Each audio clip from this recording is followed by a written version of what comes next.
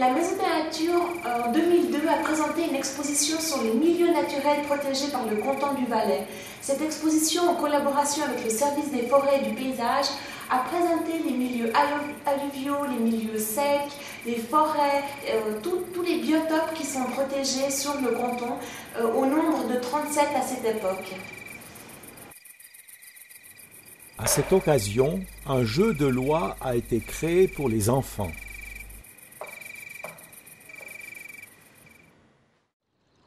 L'exposition 2003 a présenté les 365 pommes qui étaient à l'Expo 02 à Neuchâtel.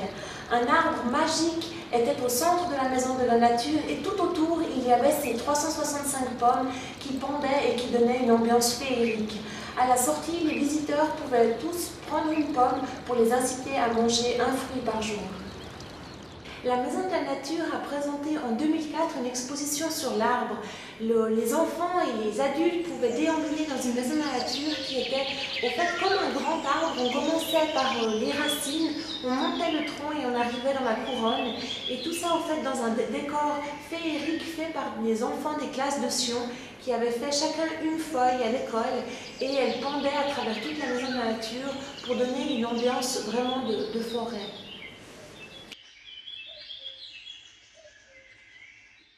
En 2005, une exposition sur les mammifères du Valais a été présentée.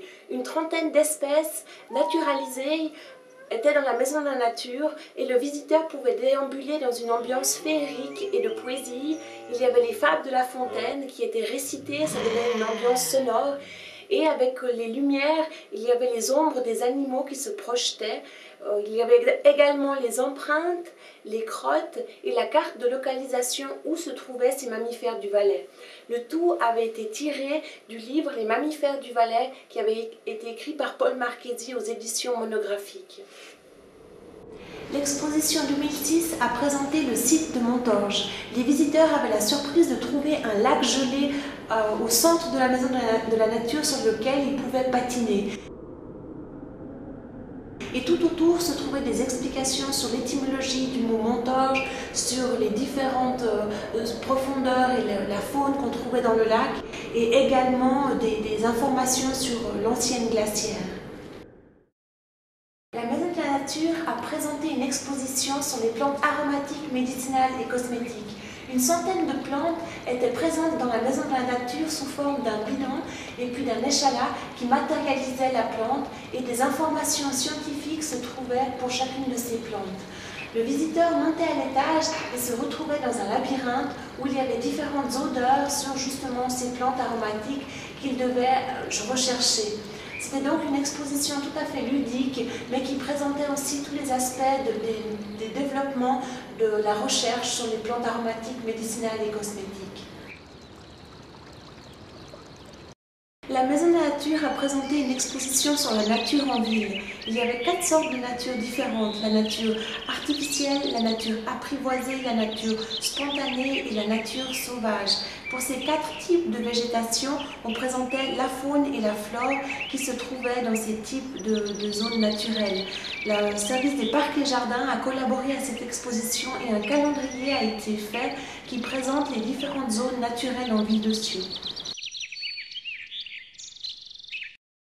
Bonjour la nuit était le titre de l'exposition 2009.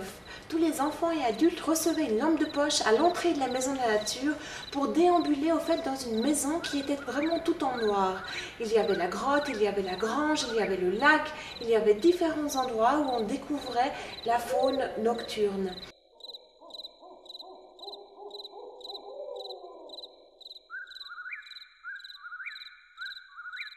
« 2010, tuer pour manger ». L'exposition a présenté au fait les différents prédateurs qui existent chez nous. Il y avait un immense jeu de loi où on avait un dé et on était soit chat, soit souris. Et au fait, on traversait la Maison de la Nature en jouant à ce jeu de loi.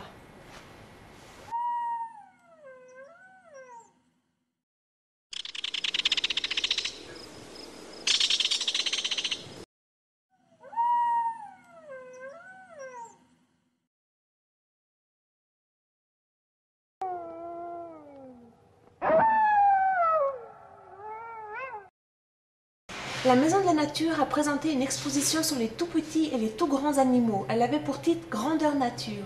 Le visiteur entrait dans les pièces centrales de la Maison de la Nature qui étaient remplies de miroirs déformants où le visiteur se trouvait tout petit ou tout grand selon devant quel miroir il allait se mettre.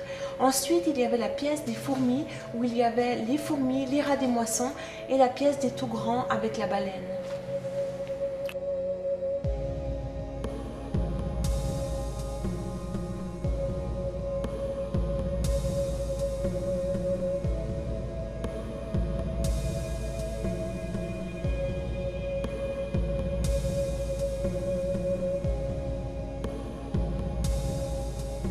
L'exposition 2012 se penche sur certaines sociétés animales, ici celle des moineaux républicains.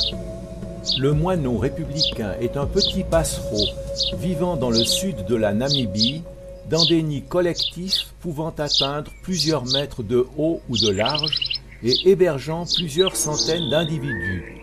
L'habitat est fait de nombreuses chambres de 10 à 15 cm de côté, reliés par des couloirs qui donnent sur l'extérieur. À l'éclosion des petits, les parents sont souvent aidés par un troisième, voire un quatrième individu pour l'apport de nourriture ou l'entretien du nid. Ces sortes de femmes de ménage sont souvent les descendants de la nichée précédente. Ce secteur nous présente les abeilles. Toutes ne vivent pas en société, mais celles que vous connaissez le mieux sont organisées en collectivités hiérarchisées. Il y a une reine responsable de perpétuer l'espèce, des ouvrières magasinières avec comme tâche de stocker le pollen apporté par les ouvrières butineuses qui volent de fleur en fleur dans la nature. Il y a aussi les ouvrières gardiennes qui interdisent l'entrée de la ruche aux intrus. Les faux bourdons se contentent de féconder la reine. Ce troisième poste nous parle des termites, parfois appelées fourmis blanches.